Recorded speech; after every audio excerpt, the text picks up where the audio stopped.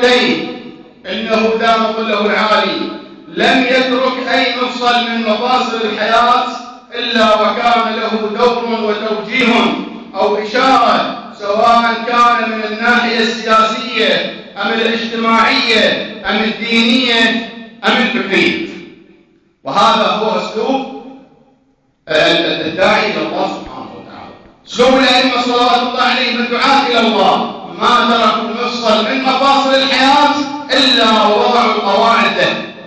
كذلك يجب على المجتهد الأعلى الجامع للشرائع والذي هو يمثل النيابة العامة للإمام الحجة عجل الله تعالى فرجه الشريف، وهذا بحكم أننا من الشيعة الجعفرية الذين يعتقدون بأن المجتهد الجامع للشرائع هو نائب الإمام في زمان غيبته، إذن الأمة أمانة في رقبته يسأل عنها يوم القيامة. ولذلك يقول المصطفى صلى الله عليه وآله وسلم: إذا ظهرت البدع في أمتي فعلى الحال أن يظهر علمه وإلا فعليه لعنة الله. من هنا تبدأ المسؤولية، لأنها النيابة العامة للإمام الحجة عجل الله تعالى فرجه الشريف.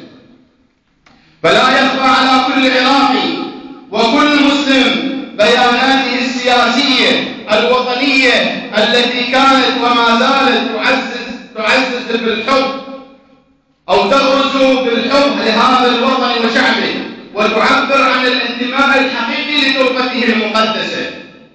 وأيضا أكو قضية يجب الانتباه إليها.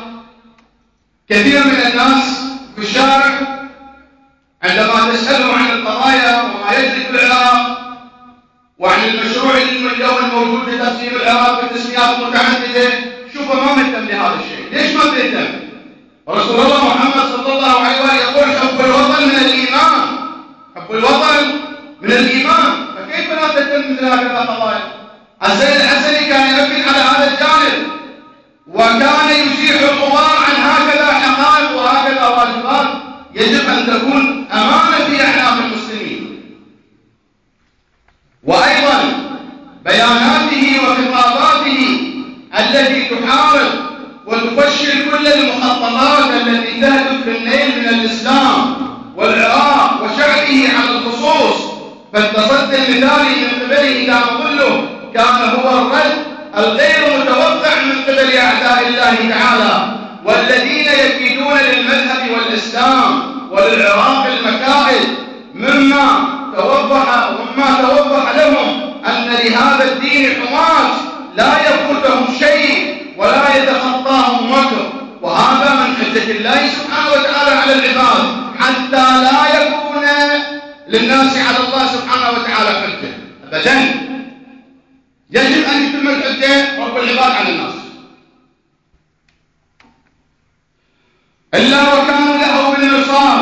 ولهذا والذي يقرأ كل بياناته ويدرسها يجده دام ظله قد رسم منهجا للحياة الكريمة للمسلم الموحد من أجل القضية المقدسة، ونجده قد أوجد وأجاز في رسم الحلول لكل المشاكل والمعضلات التي مرت بها البلاد، والتي عجز الساسة عن إيجاد الحل الناجح لها. ربما عدم تبينهم لجميع ما يطرحه سماحة السيد من مواقف وحلول سيكون السبب الرئيسي في استمرار الحالة المزرية. ولو استقاموا على الطريقة لأسقيناهم ماء غدقا. الله رسم خريطة امشي عليها تطلع إلى البر صحيح، ما تمشي عليها تذهب إلى الباب، نفس الحال. باستمرار الحالة المزرية التي يمر بها الواقع السياسي والاجتماعي في العراق، ويجعله في المستقبل القريب صاحب المشروع الأوحد الذي طالما خالفوه خطوة من هذا العملاق من أن يسلبهم ما هم عليه من سلطة ونفوذ، وسيكون تطبيقهم لما يتبناه سيفا يأخذ برقبة الظالم من أجل المظلوم.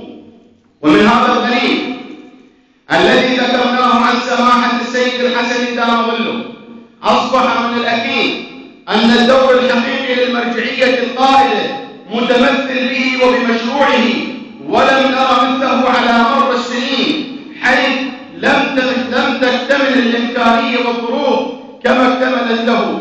وأصبح الآن السؤال والمشورة أبدا، هو الذي يعطيك الحل قبل أن تبدأ بالسؤال. لاحظوا،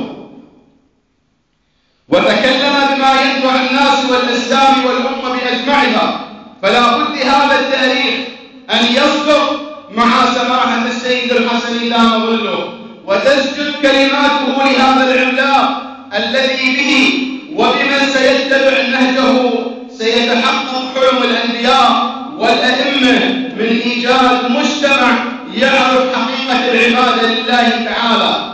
أيها الأخيار الأنصار، أيتها الزينبيات الطاهرات، مواقف كثيرة ومتنوعة تجسدت على أرض الواقع قلبا وقالبا، قولا وفعلا. تكلمنا عن البعض منها في جمع سابقة، ونتكلم عن البعض الآخر منها في خطتنا هذه.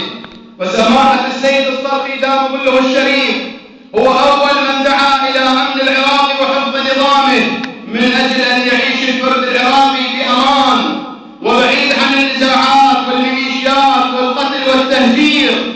فقد قال دام ظله الشريف في بيان رقم 40 بعنوان أمن العراق وحفظ النظام، قال دام ظله الشريف: إذن لنحرر ونتحرر من القيود والسجون والظلم الفكرية والنفسية، ونخرج وننطلق إلى وفي نور الحق والهداية والصلاح والإصلاح وحب الوطن والإخلاص للشعب، ونعمل ونقول ونقف للعراق ومن أجله وفيه وإليه. ثم